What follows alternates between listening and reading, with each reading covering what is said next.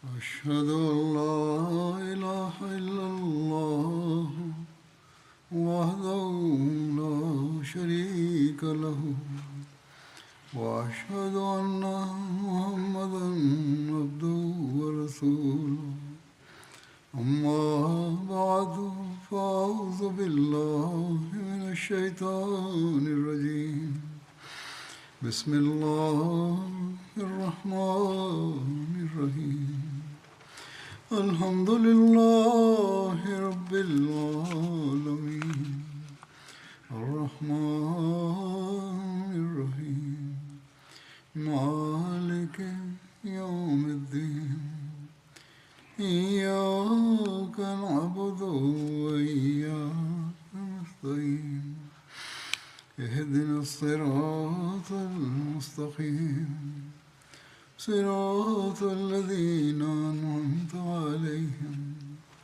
غير المغضوب عليهم ولا الضالين. Fatiha. Hazrat Khalifatul Masih V, Ayyadahullah Ta'ala ibn Aziz stated, in the sermon before last, accounts relating to the expeditions from the time of the Holy Prophet ﷺ were being discussed. Among them was the expedition of the Banu Fazara. With regards to the expedition against the Banu Fazara, an incident is recorded in history that relates to the killing of Qirfa. The manner in which some historians have recorded it clearly demonstrates that it is false.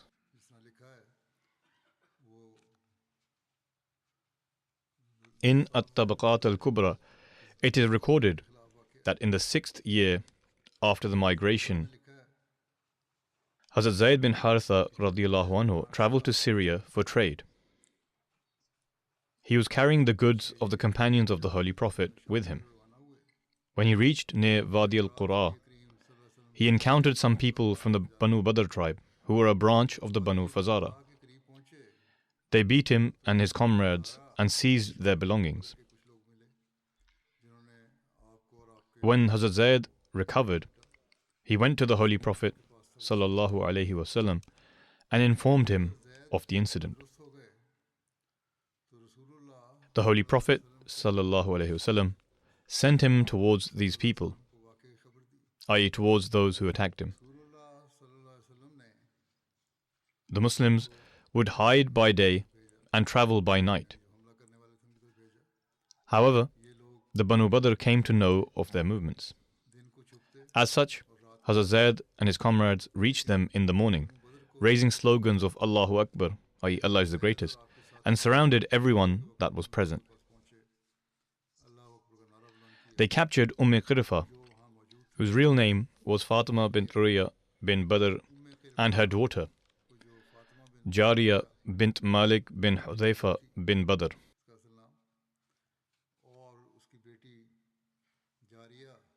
Hazrat Salama bin Aqwa captured Jariya and gave her to the Holy Prophet ﷺ.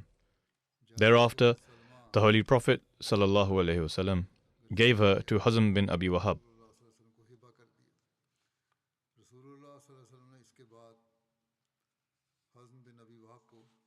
As I mentioned, in some books of history, this incident of the killing of Qirfa has been presented in a strange manner, which, in light of Islamic teachings and practices, is impossible to accept.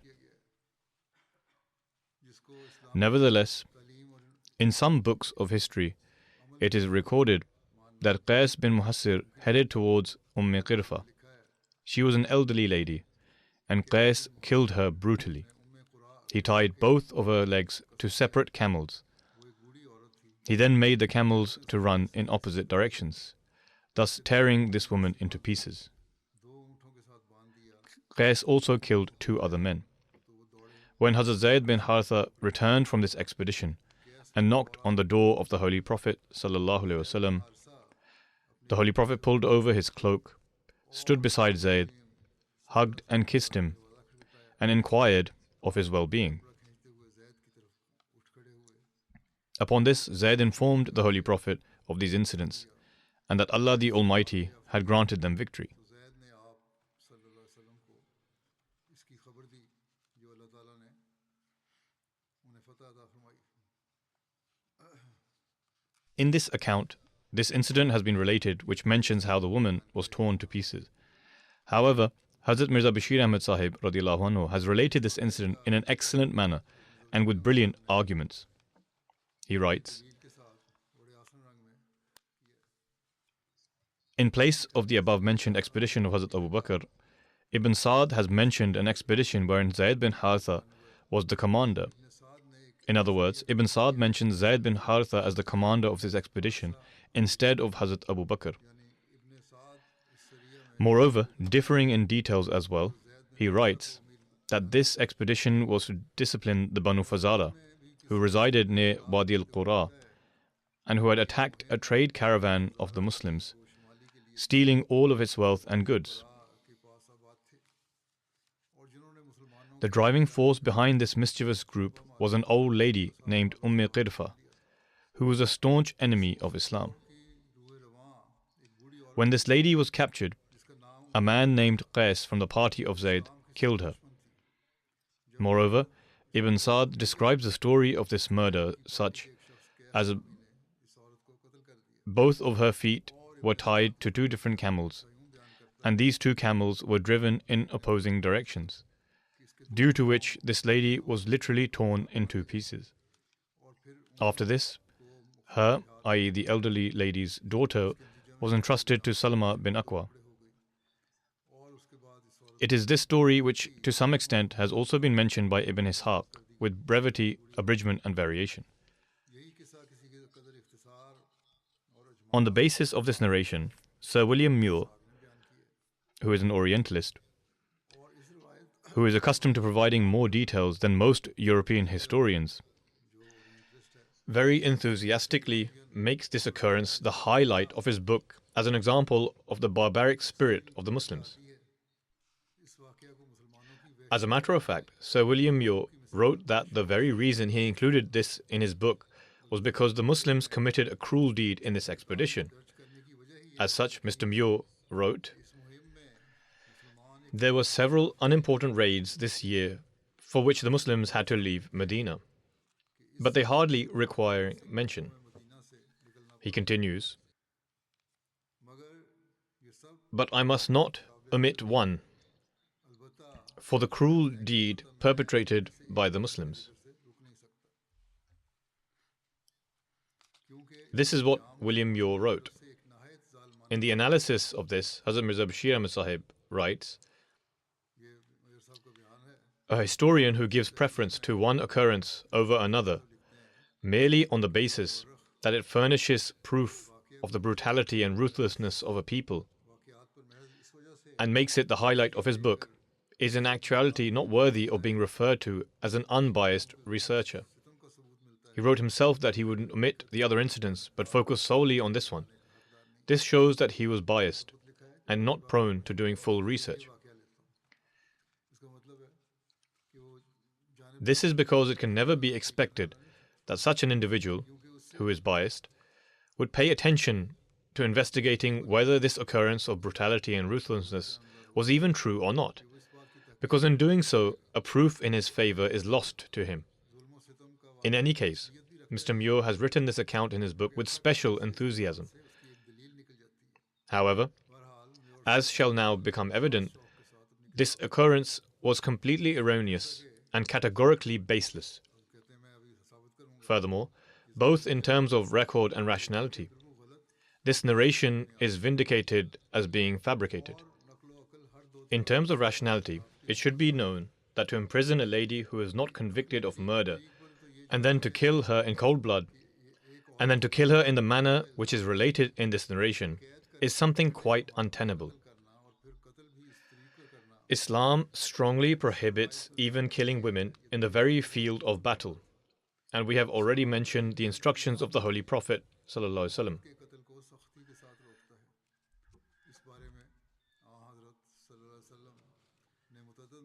wherein he forbade the killing of women on several occasions.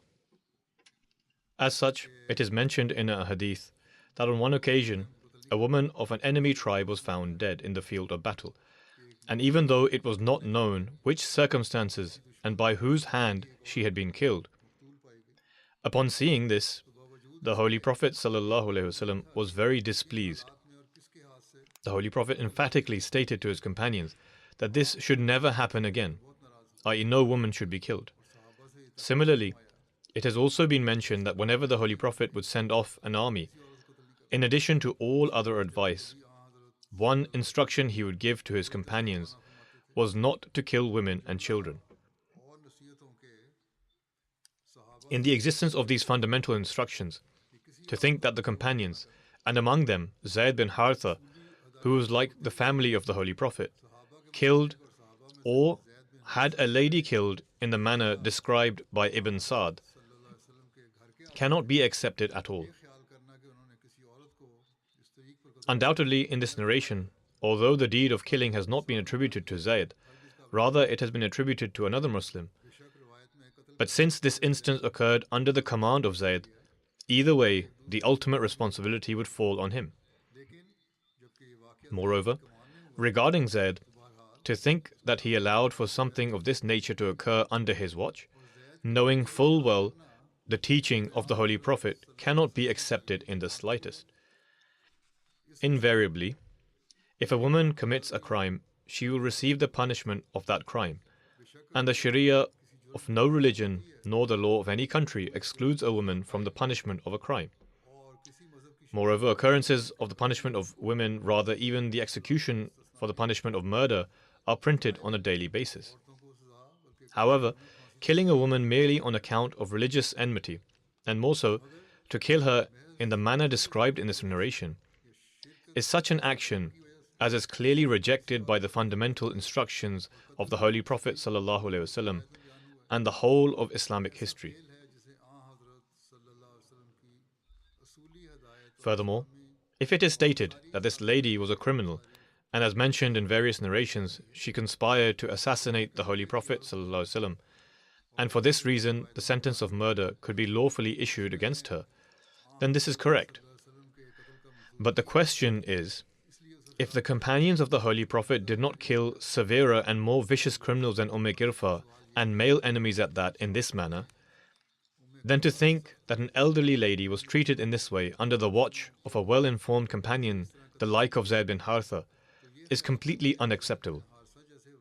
Hence, from a rational perspective, the falsehood and fabrication of this story is evident and clear, and no impartial individual could find room to doubt this. Now remains the aspect of narration. Hence, firstly, Ibn Sa'd or Ibn Ishaq have not provided authentication for this narration, and without a reliable source, a narration of this kind, which is contradictory to the clear instruction of the Holy Prophet and the common and well-known practice of the companions, cannot be accepted at all. Secondly, this very account has been mentioned in Sahih Muslim and Sunan Abi Dawud, which are two very authentic books of hadith. But the mention of Ghirfa being killed has not been mentioned at all. Furthermore, in various other details, this account differs to that of Ibn Sa'd and others. Moreover, Sahih ahadith are definitely and universally accepted as far more reliable and worthy of preference. For this reason, the narration of Ibn Sa'd and others have no weight in comparison to that of Sahih Muslim and Sunan Abi Dawud. This distinction becomes further evident when we bear in mind that where Ibn Sa'd and Ibn Ishaq have mentioned their narrations without any authentication, on the other hand, Imam Muslim and Abu Dawud have furnished complete authentication for their narrations. Either way, in comparison to the caution practiced by the Muhaddithin, who worked very prudently, the general narrations of historians possess no value. The manner in which this account has been recorded in Sahih Muslim and Sunan Abi Dawud, there is not even mention of the killing of Ghirfa. Invariably, in the narration of Muslim and Abu Dawud, the name of Ghirfa is not mentioned, and the name of the commander is also recorded as Abu Bakr instead of Zayd.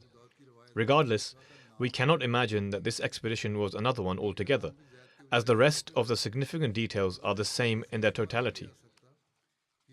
For example, it is described in both narrations that this expedition was against the Banu Fazara. Number 2, It is mentioned in both these narrations that the chieftain of the Banu Fazara was an elderly lady. Number 3, both narrations mention the imprisonment of this lady. It is mentioned in both of these narrations that this lady had a daughter who was also imprisoned with her. Both narrations mention that this girl was given to the lot of Salma bin Aqwa. Additionally, there are similarities in other facts as well. Now contemplate, in the presence of these significant and fundamental commonalities, is it possible for an individual to imagine that these were two different accounts? However, we do not rest on this rational argument alone. Rather, researchers of the past have clearly written that the account of Sahih Muslim and Sunan Abi Dawud is the same one which Ibn Sa'd has recorded in another manner. As such, Allama Zarqani, Imam Suhaili, and Allama Halabi have clearly written that this is the same account which Ibn Sa'd and Ibn Ishaq have erroneously mentioned in the story of Qirfa. However, more than this, proof of the fact that this is the same account is that Tabari has mentioned both these narrations side by side, i.e. alongside one another, and clearly written that both these accounts are but one and the same thing. Therefore, it is completely undeniable that in the narration of Salma bin Aqwa recorded by Muslim and Abu Dawud, the very same account has been mentioned which Ibn Sa'd and Ibn Hisham have erroneously recorded by the name of the expedition of Qirfa. Moreover, the narration of the Sihah, i.e. the narrations of the 6 authentic books of Ahadith, which have been mentioned with authentication and is narrated by one who participated in the event, is in any case worthy of precedence to the unauthenticated narration of Ibn Sa'd and Ibn Hisham. For this reason, there is no room for doubt in the fact that the account of the barbaric murder of Qirfa is a completely false account without foundation, which, due to the favor of a hidden enemy of Islam or a hypocrite, has found its way into some historical narrations. The truth is that the verity of this expedition is nothing more than what Muslim and Abu Dawud have mentioned.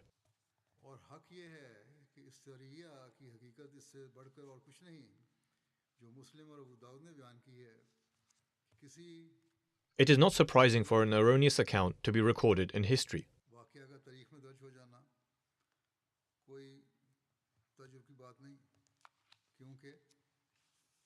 Because such examples are found in the history of every country and nation.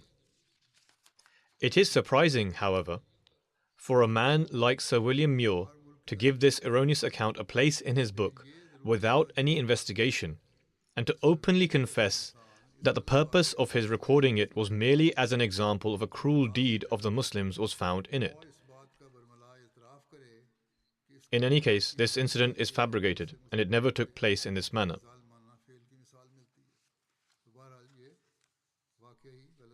There is mention in history of the expedition of Abdullah bin Atiq towards Abu Rafi. Ibn Sa'd has narrated that this expedition took place in Ramadan 6 Hijri.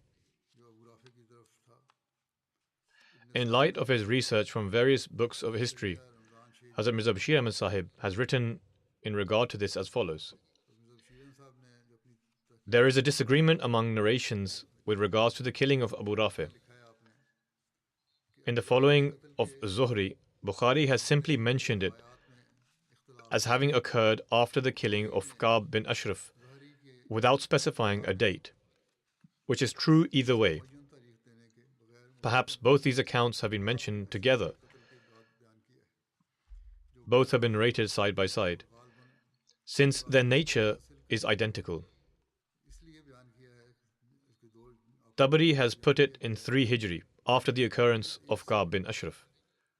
Waqidi has mentioned it in 4 Hijri. Referring to Ibn Ishaq, Ibn Hisham has simply recorded it as being after Ghazwa of Banu Qurayza, which took place towards the end of 5 Hijri, and in this manner, it can be considered as having occurred in the beginning of 6 Hijri. However, Ibn Sa'd has specifically recorded it in 6 Hijri, and most historians have taken the stance of Ibn Sa'd, and Allah knows best. Ibn Ishaq narrated that after the battle of Ahzab and the matter of the Banu Qurayza was concluding, Salam bin Abul Huqaiq, also known as Abu Rafi, was among those who had gathered forces against the Holy Prophet. The tribe of Aus had already killed Ka'b bin Ashraf, a Jewish man, before the Battle of Uhud, due to his enmity towards the Holy Prophet and his incitement against him.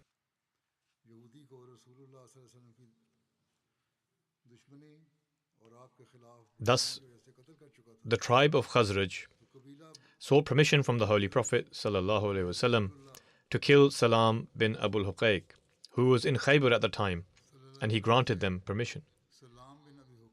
These two tribes, the Aus and Khazraj, would compete with each other in serving the Holy Prophet ﷺ like two racing camels. When the tribe of Aus would accomplish something for the Holy Prophet, the Khazraj would say, "By this deed, they will gain more excellence than us in the eyes of the Holy Prophet and in Islam." And so they would not rest until they performed a similar deed. Likewise, when the Khazraj did something noteworthy, the Aus would seek to match it. When the Aus killed Ka'b bin Ashraf due to the hostility towards the Holy Prophet, the Khazraj declared, "By Allah, the tribe of Aus shall never surpass us because of this." They competed in deeds that would bring them closer to Allah the Almighty and His Messenger ﷺ. They contemplated who might be equal to Ka'b bin Ashraf in enmity towards the Holy Prophet, and they remembered Ibn Abi al-Huqaiq, who was in Khaybar, or the land of Hijaz. Ibn Sa'd reports that the Khazraj said Abu Rafi bin Abul Huqaiq had gathered the tribes of Ghatafan and the surrounding polytheists, establishing a substantial stipend for them to fight against the Holy Prophet. So the Khazraj sought permission from the Holy Prophet to kill him, and he granted it. Thus, 5 men from the Khazraj tribe from amongst the Banu Salama set out: Abdullah bin Atiq, Mas'ud bin Sinan, Abdullah bin Unais, who was a confederate of the Ansar, Abu Qatada, Harth bin Rabi, and Khuzai bin Aswad.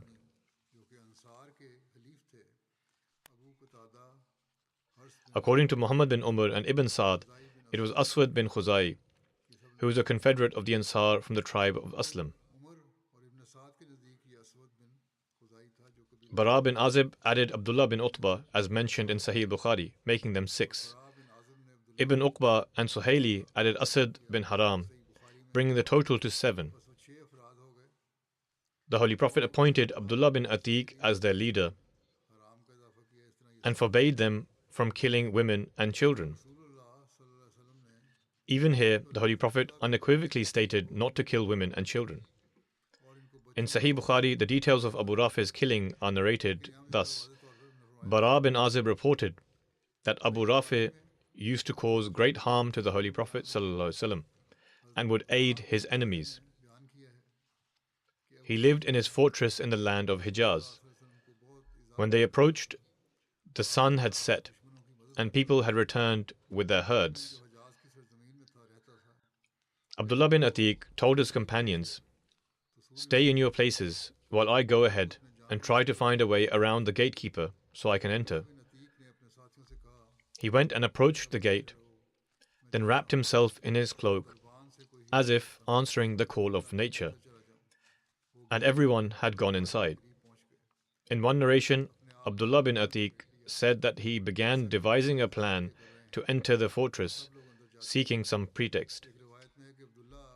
In the meantime, the people of the fortress realized one of their mules was lost, and so they took a lantern and set out in search for it. He says, "I was afraid that they might recognize me." This companion said, "I covered my head so as to make it seem as if I was answering the call of nature." This is according to the narration of Bukhari. The gatekeeper called out to him and said, "O servant of God, if you wish to enter, then come, as I wish to close the door." I entered and then hid once I was inside. It is recorded in another narration I also entered and hid inside the donkey pen, inside the fortress by the door. When the people entered, he closed the door and hung the keys on a nail. He said, I got up and started towards the keys. I took them and opened the door. Another narration states, when the voices quieted down and I no longer heard any movements, I emerged. He said, I saw the gatekeeper put the keys to the fortress on a small shelf. This is also a narration of Bukhari. People used to sit and have conversations with Abu Rafi at night, i.e., he would have sittings, while he was on the upper level. He says, when the people who were speaking with Abu Rafi left, he says he had been watching them, and when those who were speaking with him left, and according to another narration, the people had dinner with Abu Rafi and they continued having conversations until a portion of the night had passed. They then all returned to their quarters. This is also a narration from Bukhari. I started ascending towards him, and every door I opened, I would close from the inside. I told myself that even if people did hear me, they would not be able to reach me before I kill him. I then reached him, and according to another narration, I moved towards the doors of his quarters and closed them from the outside. I then climbed some stairs and reached Abu Rafi. This is also a narration from Bukhari. He says, I found him lying in the dark amongst his family, and I could not tell where he was in the room. I said, O Abu Rafi. He replied, who goes there? I made an estimation and lunged towards the voice. I struck him with my sword. I was frightened. He was nervous, and so my blow did nothing, and he screamed. His blow did not properly land, and Abu Rafi started raising a clamor. I left the room. Then I waited for a short while, and then went back to him as if I had arrived to help, and said, Abu Rafi, what is the meaning of you crying out? As I changed my voice, Abu Rafi said, may your mother be ruined. Just a short while ago, a man came into the room and attacked me with his sword. Hazrat Abdullah bin Atiq says, when I heard his voice, I struck him, which caused him to become covered in blood. But I was not able to kill him. Then I stuck the tip of my sword into his abdomen until it reached his back. Another narration mentions his second attack as follows. Then I lunged at him again and struck him again, but it was of no use. He screamed, which caused his family to wake up. He says, then I returned and changed my voice and went towards the person who was shouting. The second time he came, he changed his voice. I found him lying alert on his back. I put my sword upon his stomach and then bent down upon it until I could hear his bones breaking. These are all narrations from Bukhari. I knew I had killed him. Then I opened the doors one by one until I reached the final step. I placed my foot and thought that I had reached the floor, but I fell down. It was not the last stair, rather 2 or 3 stairs remained, so he fell down the stairs. So in that full moon night, my calf became fractured. Another narration says that my ankle was dislocated. He continues, I tied it with my turban, then began walking and sat down near the door. I began thinking that I will not leave tonight until I know for sure that I have killed him. When the roosters crowed in the morning, meaning when the roosters began crying out in the morning to start the day, as they usually do, then the one who announces a death stood atop the fortress wall and began saying, I bring news of the death of a merchant from among the people of Hijaz. So I began traveling to my companions. I said to them, freedom, Allah has killed Abu Rafi. Then I reached the Holy Prophet and informed him. He said to me, put your foot forward. I put my foot forward, and he passed his hand over it. Behold, it was as if I had never felt pain in the first place after he passed his hand over it. Another narration says that Abdullah bin Atiq states, I came limping to my companions. I told them, go and give the good news to the Holy Prophet, because I will not be able to leave until I hear the voice of the one who announces a death. When the morning neared, the announcer climbed up and said, "I give news of the death of Abu Rafi." Abdullah bin Atiq states, "When I stood up to walk, I did not feel any pain.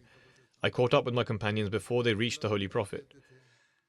So this is another narration saying his pain was already gone. It was an ankle sprain. Imam Bukhari narrates this incident through Hazrat Bara bin Azib. It states that Abdullah bin Atiq killed Abu Rafi himself. However, Ibn Uqba, Ibn Ishaq, Muhammad bin Umar, and Ibn Sa'd, etc., have narrated that all the companions alongside Abdullah bin Atiq killed Abu Rafi together.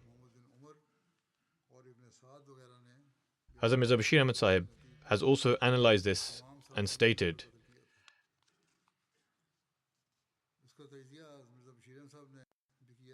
"The mischief-making and instigation of the Jewish chieftains resulted in the dangerous conflict of the Battle of Ahzab against the Muslims in 5 Hijri. Among them, Huyay bin Akhtab had already met his end along with the Banu Qurayza. However, Salam bin Abul Huqayq, whose appellation was Abu Rafi, was still engaged freely in his mischief-making as before in the region of Khaybar. Rather, the humiliating failure of Ahzab and the terrible end of the Banu Qurayza had only further increased his animosity. Since the settlement of the tribes of Ghatafan was situated near Khaybar, and the Jews of Khaybar were as if neighbors to the tribes of Najd. For this reason, Abu Rafi, who was a very affluent and influential merchant, had made it a custom to incite the barbaric and warmongering tribes of Najd against the Muslims.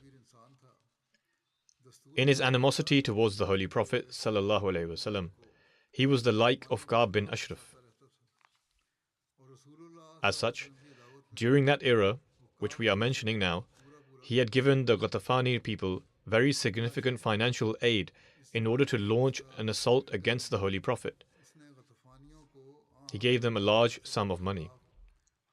Furthermore, it is proven by history that the Jews of Khaybar who were creating disorder in the watch of Abu Rafi were also behind the threat which emerged against the Muslims by the Banu Sa'd in the month of Shaban, for the defiance of which an army was sent from Medina under the leadership of Hazrat Ali radiallahu anhu. However, Abu Rafi did not suffice with this, and his enmity was thirsty for Muslim blood, and the person of the Holy Prophet ﷺ was a thorn in his eye.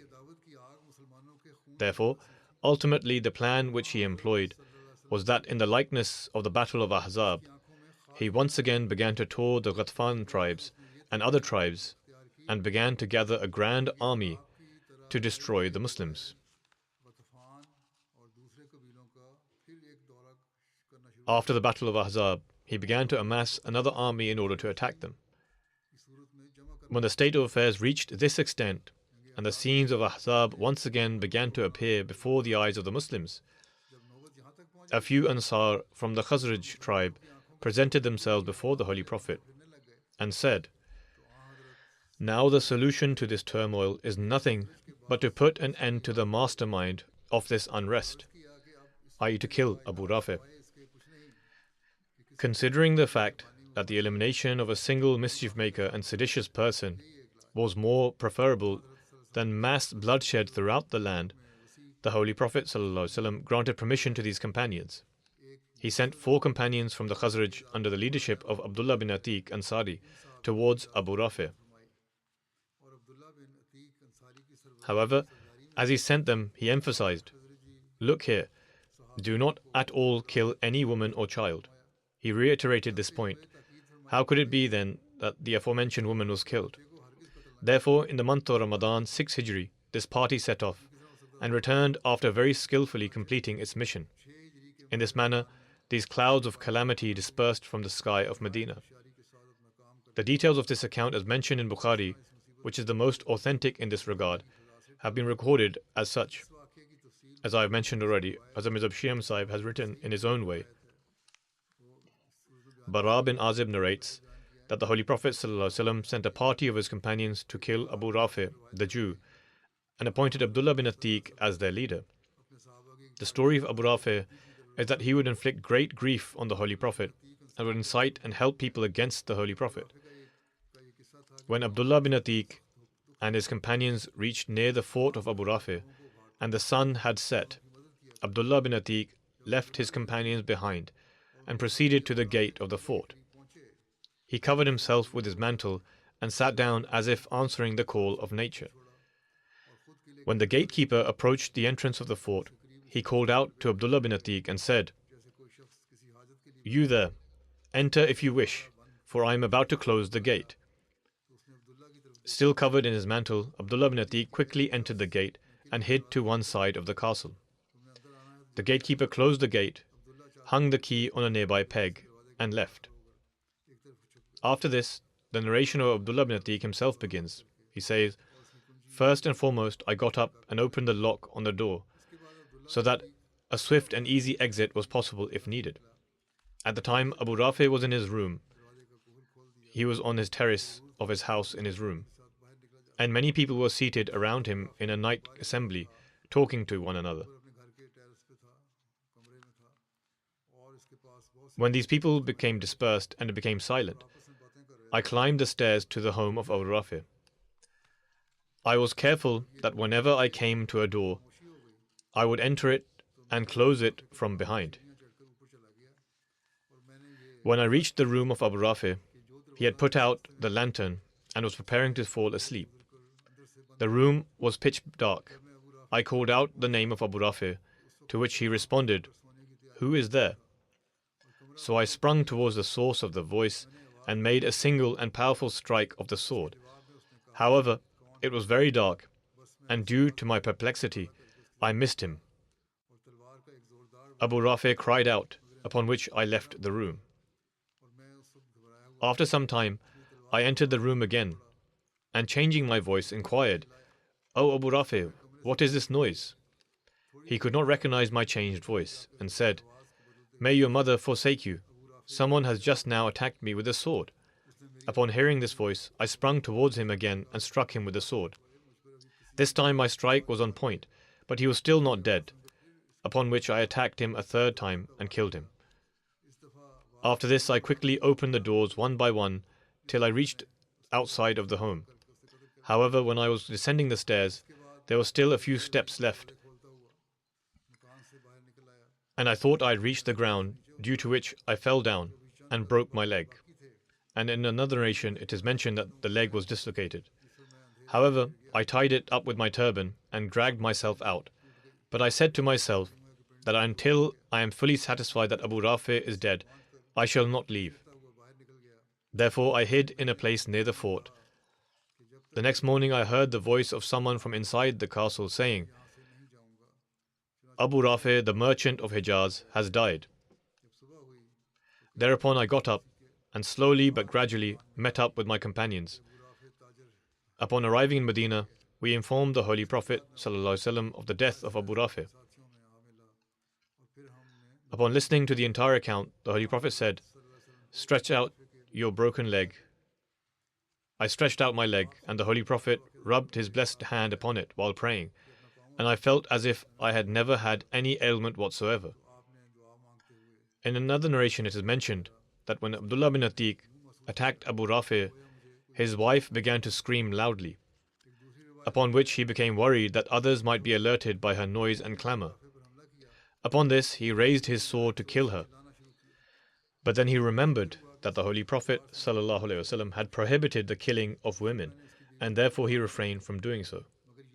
This is the same matter again, that since it was prohibited to kill women, he refrained from doing so, even though he was in a very dangerous position. At this point, we need not enter a discussion on the justification of killing Abu Rafi. The bloodthirsty undertakings of Abu Rafi are an open page of history. Fundamentally, the following points should be remembered. Firstly, during that era, the Muslims were in a very weak state, surrounded by adversity from all directions, and the fire of enmity was ablaze all throughout the land. It was as if the entire land was uniting to annihilate the Muslims. Secondly, in these delicate times, Abu Rafi was fueling the fire which had been inflamed against the Muslims. Furthermore, through his power influence, and wealth, he was inciting the various tribes of Arabia against Islam.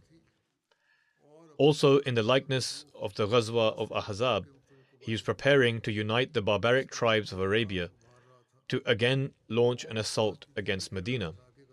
Thirdly, during that era, there was no government in Arabia whereby justice could be administered. Instead, every tribe was free and independent. Therefore, there was no other option other than to employ a strategy for self-protection. Fourthly, the Jewish tribes were already at war with Islam, and at that time, there existed a state of war between the Muslims and the Jews.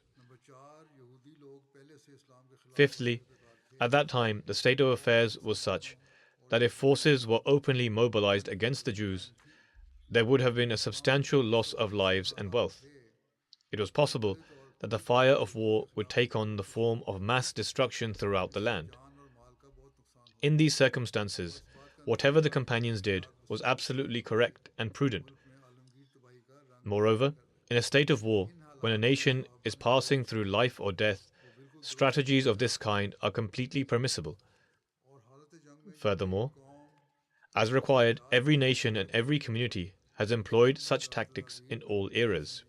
However, it is unfortunate that in this era of moral deterioration, emotions of sympathy towards criminals has increased to such an unlawful extent that even a tyrant becomes a hero. This is even seen today. Oppressors become heroes, and the punishment that ought to be meted out to them owing to their crimes are rescinded owing to the sympathies of the general public. The punishment which he receives results in attracting the sympathies of the common people, or the sympathy of selfish individuals, and his crimes are forgotten.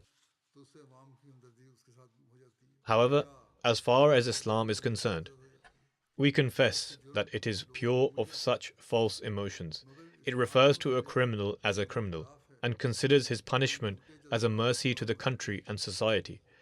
It teaches that a putrid body part should be amputated and does not wait for a rotten body part to destroy the healthy ones. Now remains the matter in which the punishment was administered. Regarding this, as has been mentioned, considering the circumstances of Arabia at the time, and taking into account the state of war which existed between the Muslims and the Jews,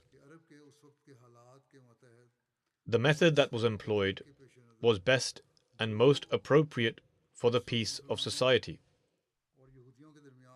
With regards to the healing of the leg of Abdullah bin Atiq, it is not clarified in the narration of Bukhari as to whether this healing occurred immediately in a supernatural manner or whether it slowly and gradually followed its natural course of healing. In the latter case, this would be considered a normal occurrence. The effect of the prayer of the Holy Prophet would be understood in so much as that by the blessings of his prayer, this injury did not take on a permanent effect and no negative result came about. Rather, the leg of Abdullah was ultimately restored to its original and full strength, and the effects of the injury disappeared completely. However, if this healing took place immediately in a supernatural manner, then most certainly this occurrence would be a miracle especially decreed by God Almighty, which He manifested as a result of the prayer and blessings of His Messenger.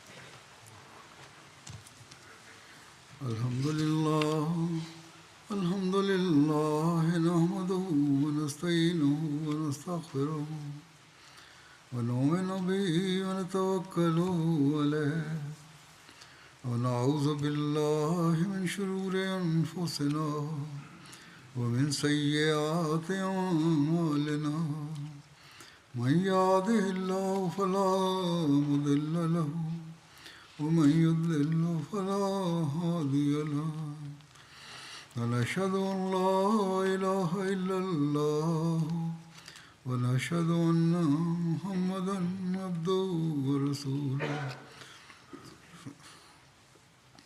عباد الله رحمكم الله إن الله يأمر بالعدل والإحسان وإيتاء ذي القربى وينهى عن الفحشاء والمنكر والبغي يعظكم لعلكم تذكرون اذكروا الله يذكركم وادعوه يستجب لكم ولذكر الله أكبر